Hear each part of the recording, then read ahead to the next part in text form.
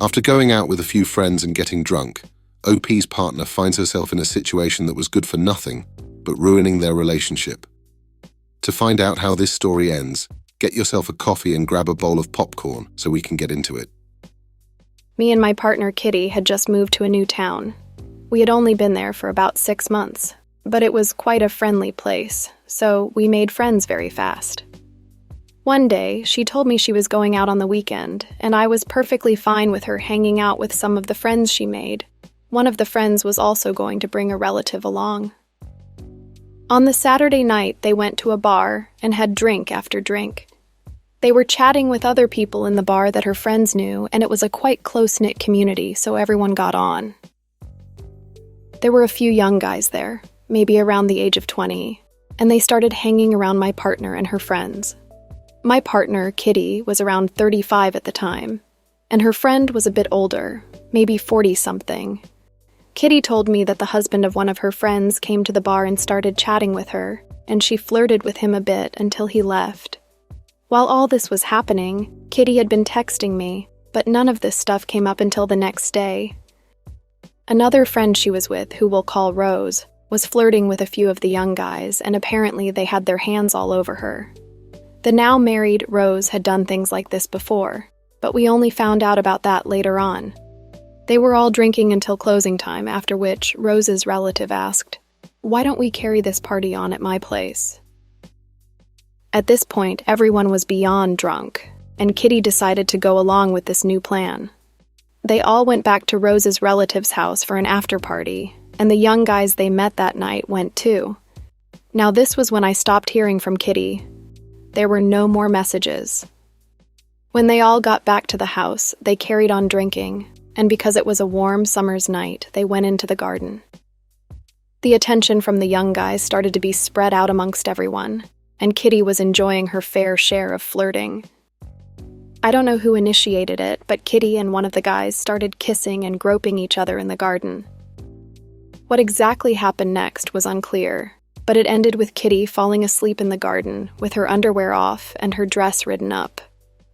When she woke up a few hours later, she was quite out of it, but noticed that everyone else had gone inside. Even though the house had a few bedrooms, they were all full. Upon opening one of the doors, Kitty saw one of her friends having oral sex with one of the guys, so carried on looking for a place to sleep. Since there were no empty rooms, though, she decided to get into bed with two of the guys who were there. When they woke up next to her, one thing led to another, and they ended up sleeping with her. Kitty woke up a few hours later to messages from me, asking where she was. She then dragged herself out of bed and walked home. She let herself in, clearly still very drunk and out of it.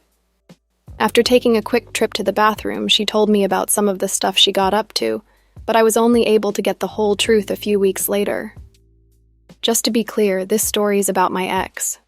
This was the first time that something like this had happened, and we stayed together for a 1.5 years afterwards. Later on, similar things would happen, and we ended up breaking things off. Now I'm with someone new, someone who respects me.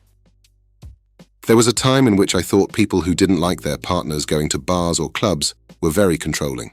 But as I got older, it became apparent in regard to how destructive this part of someone's lifestyle can be for a relationship. When alcohol is involved, it's very rarely the case that anything good will come out of it, especially when dealing with people who are ignorant of their surroundings and the people they're spending time with. That said, with or without the alcohol in the picture, OP's partner had no intention of being loyal to him, so it's good that he was finally able to escape this relationship. Anyway, let's see what chatter's being held in the comments. Metsimpa says, "It sounds like she's got no respect for you and your relationship. She knew exactly what she was doing and did it anyway. You can never trust her. It's over."